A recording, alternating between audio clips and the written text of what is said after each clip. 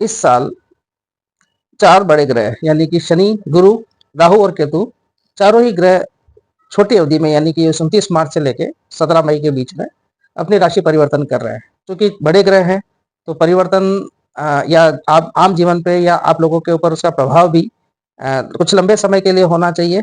कुछ लोगों की साढ़े साती शुरू होगी, कुछ लोगों का के लिए पॉजिटिव होगा, कुछ लोगों के लिए नेगेटिव होगा। तो हम यहाँ पे ये देखेंगे कि हर राशि के लिए ये जो गोचर है, ये गोचर अच्छा रहेगा, बुरा रहेगा या सो-सो रहेगा, नंबर 1। दूसरा ये चीज़ भी आप गौर करिएगा क्योंकि जब हम राशि की बात कर रहे हैं तो चंद्रमा आपका जन्म के समय जिस राशि में था, उस राशि से हम ये गोचर देखेंगे, न कि आपके लगने से।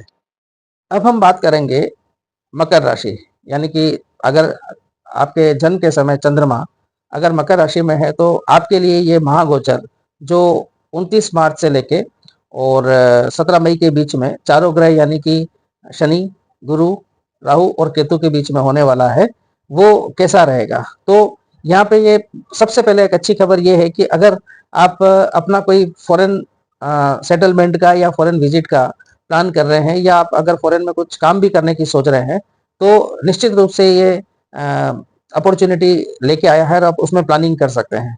इन्वेस्टमेंट सोच समझ के करिएगा क्योंकि राहु इसमें कहीं न कहीं आपको फँसाने की कोशिश कर सकता है, जहाँ पे आपको लगेगा कि इसमें फ़ायदा ज़्यादा है, लेकिन असल में वो पैसा आपका फँसने का पूरा-पूरा चांस है।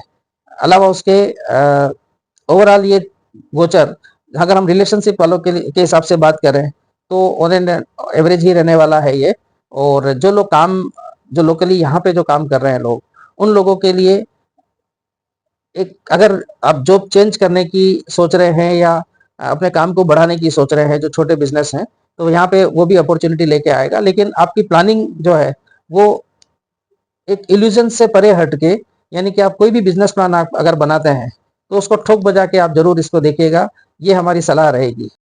अब हम बात करते हैं कुंभ राशि वालों के लिए, यानी कि जन्म के समय चंद्रमा जिनका कुंभ राशि में था, उन लोगों के लिए। तो सबसे पहले तो मैं आपको ये एक अच्छी खबर दे दूँ कि आपकी जो साढ़े साती है, उसका तीसरा चरण में आप जाएँगे और तीसरे चरण का मतलब है कि जैसे बोलते हैं कि शनि जाते-जाते खूब बम्पर देके जाता है, लेकिन ऐसा है नहीं। अगर आपने उसमें अच्छे से प्लानिंग करी है, आपने बहुत मेहनत करी है पिछले 5 सालों में, तो उसका फल आपको शनि ज़रूर देगा बिकॉज़ शनि एक कार्मिक ग्रह है और कार्मिक ग्रह है तो वो आपके कर्म जो हैं, जो आपने कर्म किए हैं, उन कर्म के लिए वो फल अभी देने के लिए तैयार है। लेकिन बात ये है कि अगर आपने उस पे अच्छे से मेहनत करी है, तो फिर भी इसको हम नोटिंग में ले सकते हैं कि शनि जो है, वो उसकी साढ़े साती का तीसरा चरण है और अगले 2.5 साल के बाद में आप साढ़े साती से आप लोग निकल जाएँगे। इल्यूज़न में आप रहेंगे एक अलग हर दिन नई प्लानिंग के साथ में एक आएगा जो बहुत अच्छी बात नहीं हो सकती है अगर आप उसका कोई एक प्रैक्टिकल सॉल्यूशन के साथ में अगर नहीं आते हैं क्योंकि देश काल परिस्थिति के हिसाब से अगर आप चलते हैं और उसमें आप प्लानिंग करते हैं तो निश्चित रूप से ये अच्छी बात है। लेकिन आपको आपका ये गोचर कुछ इल्यूजन लेके आएगा। जीवन साथी के साथ में एक रिक्तता जिसे कहते हैं कि एक न्यूट्रलिटी का एक भाव होने की ये संभावना ज़रूर रहेगी। जो लोग सगाई संबंध में अभी इंटरेस्टेड हैं कि हमें सगाई संबंध करना है, थोड़ा ध्यान रखने के बावजूद उनमें अगले 1 साल में ये संभावना है कि उनको एक मनपसंद अपना वर या वधू वो मिलेगी और उनका रिलेशनशिप जो है और ज़्यादा अच्छे से परिपक्व होने की संभावना है। जो लोग बच्चे यानी कि चाइल्ड प्लान कर रहे हैं, उन लोगों के लिए भी ये गोचर बहुत ही अच्छा रहने वाला है। तो ओवरऑल अगर हम बात करें तो ये गोचर काफ़ी अच्छा रहने वाला है। कुंभ स्पेशली साढ़े साती का तीसरा चरण उनको कुछ न कुछ फ़ायदा देके जाएगा। जैसे कि मैंने बताया कि अगर उन्होंने अच्छी मेहनत करी है पिछले कुछ सालों में। अंत में हम बात करते हैं मीन राशि के लिए। तो मीन राशि के लिए सबसे इम्पोर्टेंट जो चीज़ मैं देख पा रहा हूँ कि उनको अपने स्वास्थ्य में एक चैलेंजेस रहने की संभावना है। स्पेशली जो लोग एज में हैं, उन लोगों को ज़्यादा ध्यान रखने की ज़रूरत है। लेकिन साथ ही उनके अपने स्वभाव में या एक पर्सनैलिटी में भी थोड़ा-सा एक ढीलापन या एक लेग क्लस्टर यानी कि चलो आज आज का काम है तो कल कर देंगे, परसों कर देंगे।